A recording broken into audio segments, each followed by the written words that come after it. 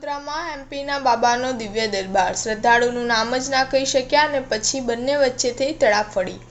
વડોદરા શહેરના છેવાડે સેવાસી પાસેના એક ફાર્મમાં 17 અને 18 ફેબ્રુઆરીના રોજ શ્રી સિદ્ધેશ્વર સરકારના આદર્શ કૃષ્ણ શાસ્ત્રીના દિવ્ય દરબારનું આયોજન કરવામાં આવ્યું હતું।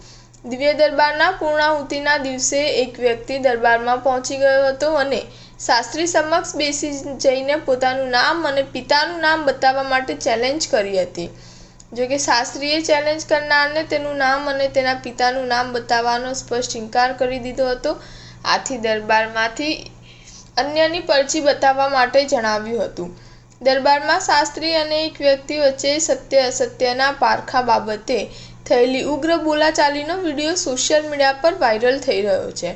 આ દિવ્ય દરબારને ધારી સફળતા મળી નથી, પરંતુ આ દિવ્ય દરબાર કરનાર આદર્શ કૃષ્ણ શાસ્ત્રીને વડોદરામાં સુથારી કામનો વ્યવસાય કરતા એક યુવાને પોતાનું અને પિતાનું નામ બતાવવાનો પ્રશ્ન પૂછીને ખુલ્લા પાડી દીધા હતા। શાસ્ત્રી અને આ યુવાન વચ્ચે પ્રશ્નને લઈને લગભગ 5 મિનિટ સુધી ઉગ્ર ચર્ચા ચાલી રહી હતી। સ્ટાર ન્યૂઝ 7 હંમેશા સચ્ચાઈની સાથે।